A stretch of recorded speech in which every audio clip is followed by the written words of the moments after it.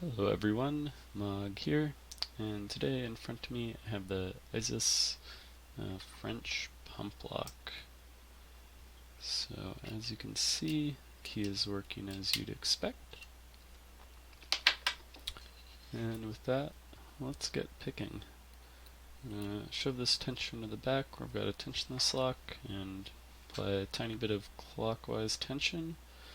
Fine with that, it's going to bind up counterclockwise from the bottom here, so I'm going to be starting with these kind of right side pins and just try and get them all kind of in a state where they're all kind of depressed down a bit.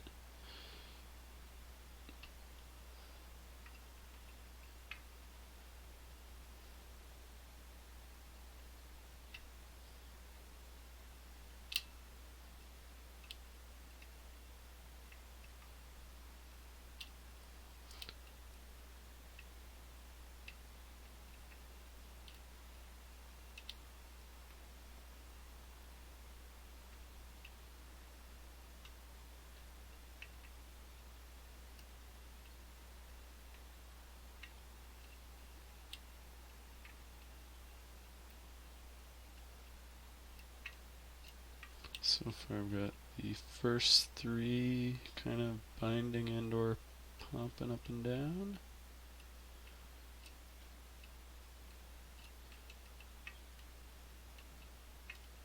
This is kind of how I tell my progress, at least at the start, is just how many pins will actually really do anything. Got a little bit of a feedback off the second one, and yeah, now the fourth one's binding as well and staying set. There's the fifth, so I've got these all depressed a little bit now, and so I'm just going around and very gently nudging them a little further.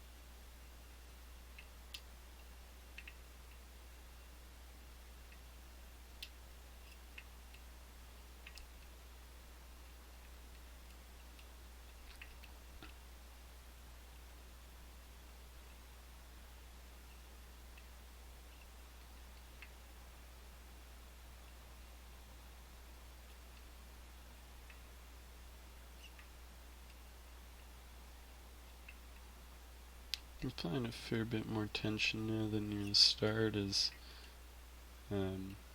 most of them are now kind of in like tapered sections of the pins, if not like the final little tapered sections, so they're not like hard stuck. Just want them to be a little less likely to ping pong around, as these pins are likely to do.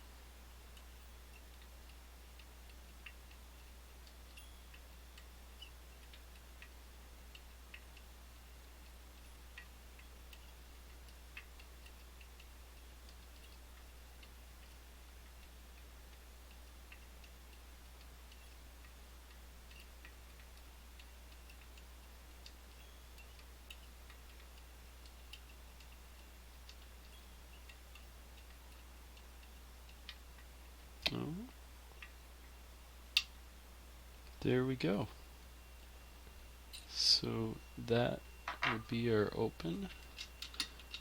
Let me see if I can show you. So kind of hard to see on camera, but all the pins are staying depressed. And more so, I'll show you in a minute, but this piece over here was previously right at the bottom on the back. I don't think I'm able to get a good enough view at the back of the lock there for you to really see, but you might be able to kind of tell that it's there's a kind of offset at the back where the nose would fit in.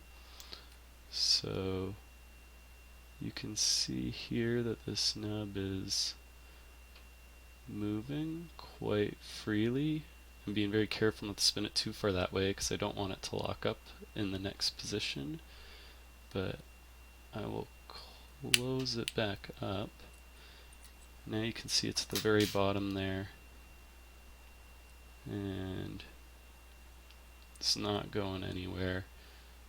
This lock has very good tolerances, at least as far as I can tell. So yeah, when it's at rest, you know, even just the smallest bit of tension will bind up the first pin quite hard.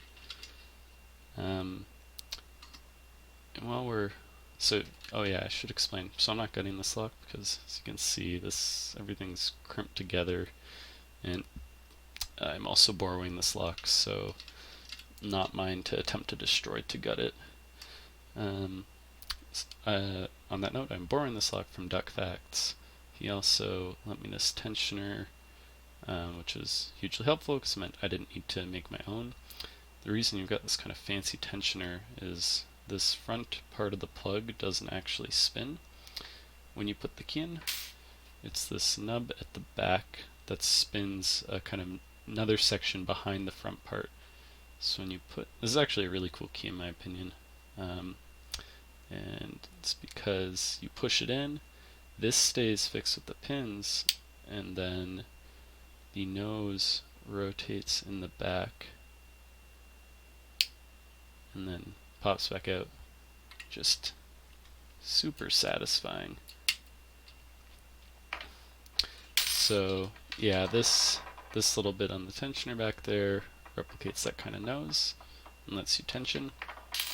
As far as my pick, I'm actually using the bottom of the end of a Sparrows DD pick handle, and actually an actual pick from it, just a good size to fit in those holes. So yeah, there you have it. Thanks again, DuckFacts, for lending me this lock. Super cool lock. I hope to one day find one of my own for the collection. But anyway, for anyone that took the time to watch, or sorry, what I mean to say here is there you have it, Izis French pump lock picked. And for anyone that took the time to watch, thank you very much, and I'll see you next time.